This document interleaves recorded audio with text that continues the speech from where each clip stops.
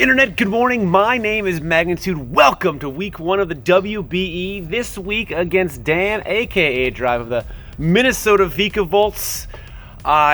Now most battlers do live recordings. I cannot. It's just the nature of the household I live in. I live in a very busy household. Even if I try to do recording live at home, I tell, all right guys, we can't. No, I got 2 dogs that are excited. I got a wife that works from home, so there's always just stuff that's gonna be in. I can't do it, so I gotta. Even though the battle is recorded live, but I have to actually, do post commentary. The team I'm bringing this week is Manatrik, Viporian, Mimikyu, Kaparaja, Selgor, and Sanaconda. As you can see, I'm down to about 37 seconds, and I don't really know what I want to lead with, but after finally making some decisions, I decided I want to lead with the Selgor, and that is because based on the team that he brought. Now, I did not show the team that he brought. You're going to get a quick glimpse of it before the battle starts, but I think it'd be kind of fun to, I got to give my thought process based on what I know that he has, so maybe that was kind of an oversight on my part, but either way. Going to lead with the Selgor. I noticed that his team, he's very weak to Sanaconda, so my goal is to leave very weak to Sanaconda, so I have to try to keep Sanaconda alive, and I have to try to get rid of that Flapple as soon as possible. And that is that's kind of the plan I'm trying to implement over the course of this battle. So let's sped it up a little bit, about 150%, because it's a live game. It's a longer kind of event. So I lead with Selgor. He leads with Hatterene, and you'll see deliberation, right? You'll see me go through a lot of deliberation, and that's kind of why I like doing the live recording. It really kind of showcases a thought process behind, or how long of a thought process it is over the course of a battle. So I'm looking like, do I want to switch out? What do I want to do? I don't really know what I want to do. I'm torn. I mean, Hatterene is not what I thought he was going to lead with, given the fact that he kind of needs it for Kaparaja. And he just kind of went with it. Maybe he thought I was going to lead with Kaparaja or Sanaconda to get rocks up, but I go for Bug Buzz, and Throat Spray activates, and now I'm at +1. He goes for Nuzzle, so he paralyzes me. So at this point, I think, he might go into Chandelure on my Bug Buzz to kind of take that Bug Buzz, or if not Chandelure, he might go into his big giant Duraludon, take the Bug Buzz, and then maybe force me out, because Duraludon is pretty quick. I am paralyzed now, so his Duraludon might be able to outspeed me depending on what kind of set that he has. So that's why I go for Water Shuriken. I figure, you know what? Let's just I think he might go into Chandelure. Honestly, it was way too. It was like a 4D. Like maybe he'll go into Chandelure, predicting me to predict his Duraludon. Go for Focus Blast. Horrible move on my part. Complete misplay. And that Drain Kiss has a lot of damage. So I realize I'm in a position where I kind of have to just deal as much damage as possible with the Selgor, just so I can get his Hatterene weakened. I've noticed he doesn't have a Steel Berry, which is nice. No Babiri Berry, which is fantastic. So he's not gonna be able to live an Iron Head from a Kaparaja. So I just have to deal as much damage as possible to this Hatterene that I can possibly do. Because now I'm looking I'm looking at his team, and I'm thinking, okay, he's very weak to Sanaconda. If I can get a lot of stuff weakened for Sanaconda, it could be clean. Or if I can get a Trick Room up with Kaparaja, I can just kind of mow them down near the end of the battle with that. So not the best first encounter of the WBE is Dan's Hatterene versus my Selgor. Didn't go the way I wanted at all.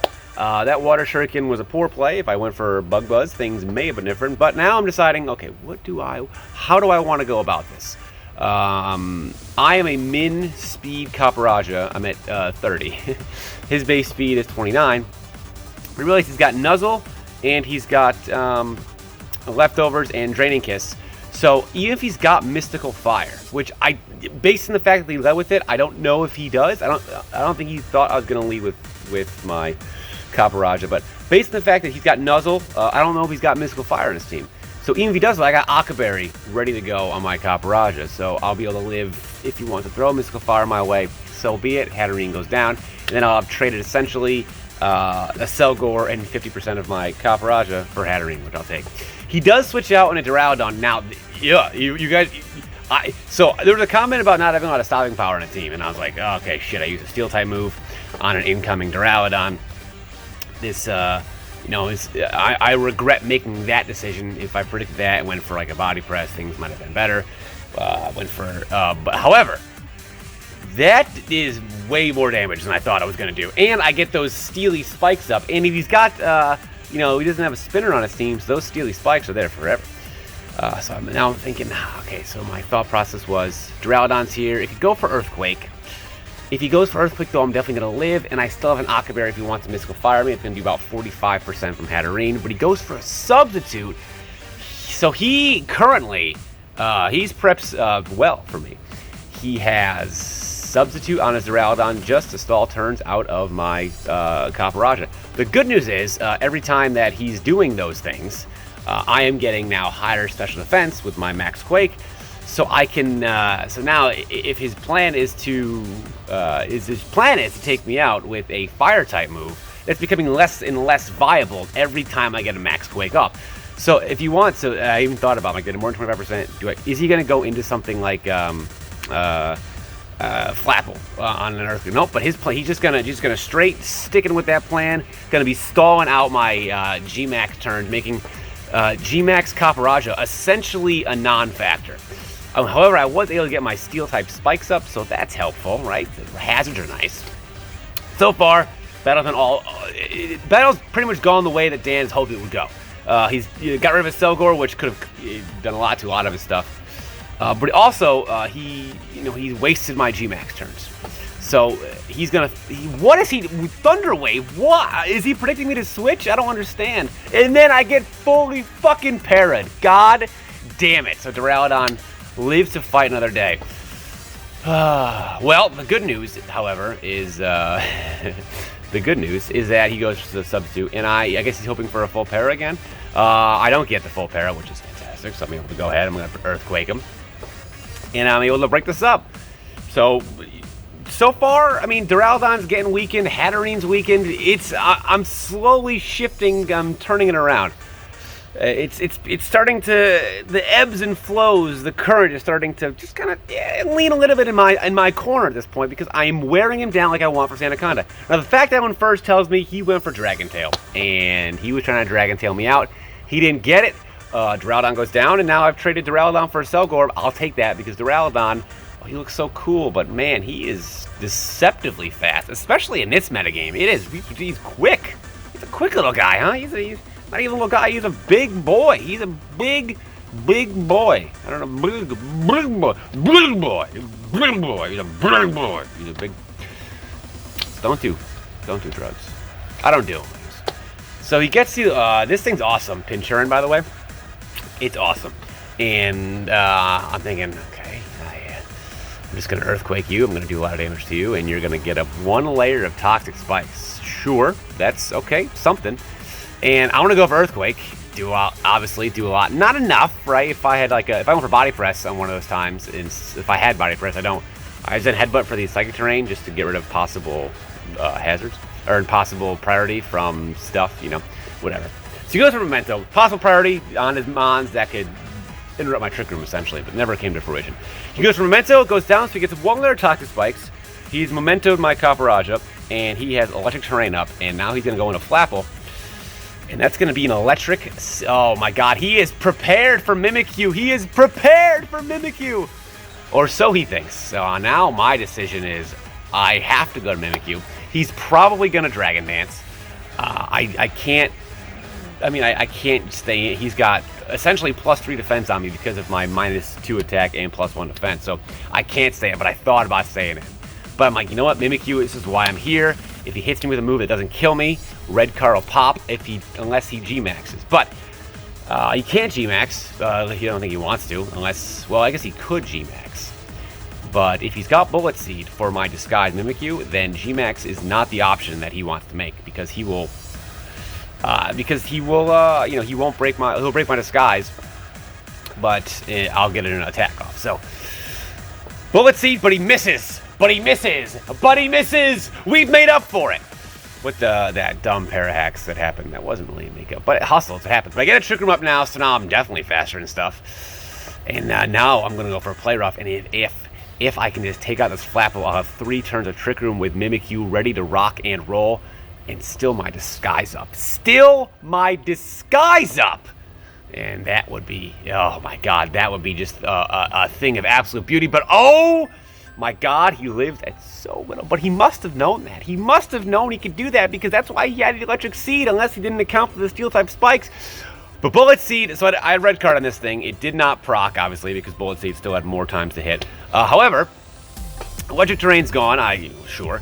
But that means that I am going to be able to go into Vaporeon because he's got that Dragon Dance up, so it makes a Flapple which might not have been able to outspeed a lot of my stuff. So I'm going to be able to go into Vaporeon. I'm really thinking, I'm like, what the fuck what do I want to do? Vaporeon, awesome. I can go to Vaporeon, take it out, and then, you know, I mean, Pinchurin's dead, Hatterene's almost dead, Duraludon's dead.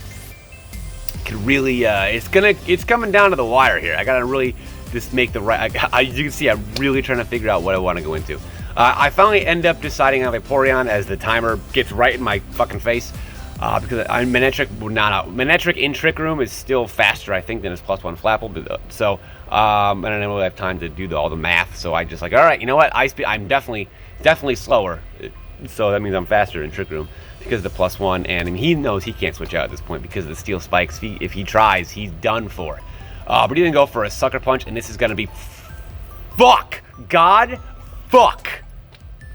It's really going to limit what Vaporeon can do. That critical hit.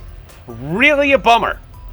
I was planning on going into Vaporeon, and because no matter what he had in his team, it lived a move from everything else if I did not get that crit. Because I'm a bulky set, lived a hit from everything else, at least one of them. And he goes into Hatterene, and so I am more of an that with those steel spikes. All I gotta do, if I can kill this thing with Scald. He's probably just going to Draining Kiss me, right? But I'm thinking about if I go for a Wish, he might go... if he thinks he can live or thinks I'll switch, and he goes for something like a Calm Mind or something like a, I don't know, maybe a Nuzzle again on his own, it pricking me to switch. I don't know. But I'm like, I thought about the Wish. If I can get a Wish and then go and just get... you know, if I can Wish, maybe even Protect up, I can 1v1. But he goes for a Calm Mind, and that's a bummer because Scald does not kill him. It does not kill him, and of course he's slower than me because of the stupid Trick Room that I put up, because why not? Of course he's going to be slower than me because of the dumb Trick Room that I put up, and that dumb Trick Room that I put up means I am not going to kill it. I was checking the Trick Room teams, I have 1 turn left. 1 turn left, and that sucks, especially given the fact that he's got Rhydon left, and Vaporeon would clean against the Rhydon, but I still have Sandaconda left. And having Sandaconda left is nice because it hits Rhydon super effectively and hits Chandelure super effectively. So now I don't really worry about this Hatterene. It's almost dead. Trick Room's gone, and Hatterene is one of the slowest mons ever. So I'm able to go into Sandaconda, which I'm gonna do after a lot of turns. It's like chess, right? You put your cursor on an option, but it's not actually, not actually a confirmed option until you actually, hit the full button. So you can keep your hand on the piece all day long, I think, until the timer runs out, because we're in chess timer rules anyway. So going to Sandaconda, gonna get the poison, and I'm just gonna honor it. Now I bet you're going to go, why the fuck do you have high horsepower, you goddamn moron? That's because if I got up a grassy terrain with Power Whip, I did not want Earthquake to lose half of its effectiveness, so I went for high horsepower. I have high horsepower instead. So Hatterene goes down, and all he's got left is Rhydon and Chandelure, and all I have left is Sandaconda and Copperajah and Manectric. Manectric is the odd man out here. I need Sandaconda left for both of those. I mean, I have Copperajah with Akaberry.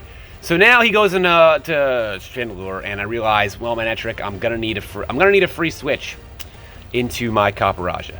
So unfortunately, Manectric is just gonna have to be fodder. It's just gonna have to be death fodder. There's just nothing. I'm sorry, Manectric. There's nothing you can do. I just need a free switch into Copperajah.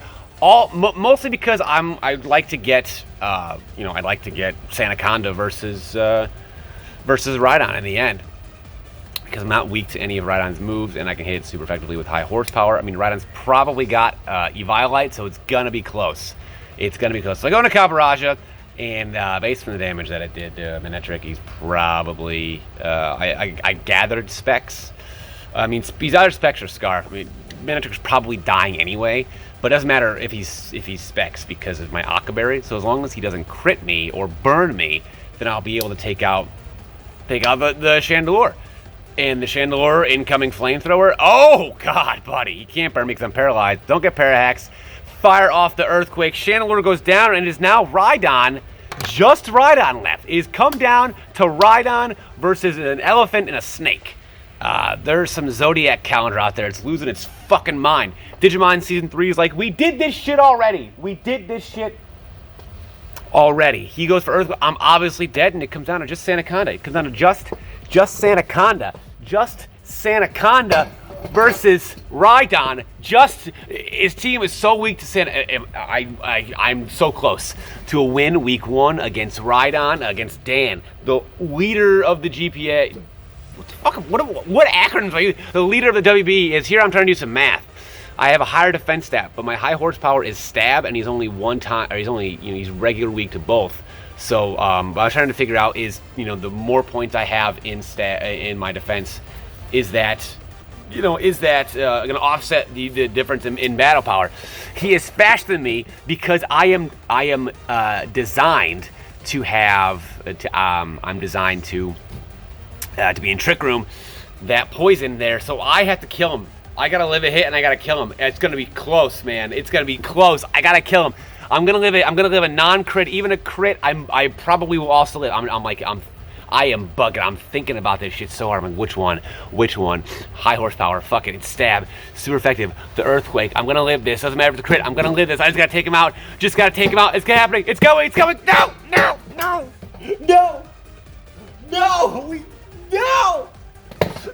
Damn it. God, I came whatever percentage that is in the red. So what? Under 10%? Under 10% away. If I didn't go for Water Shuriken with a Selgor, turn 1, turn 2, maybe things could have been different, but they weren't.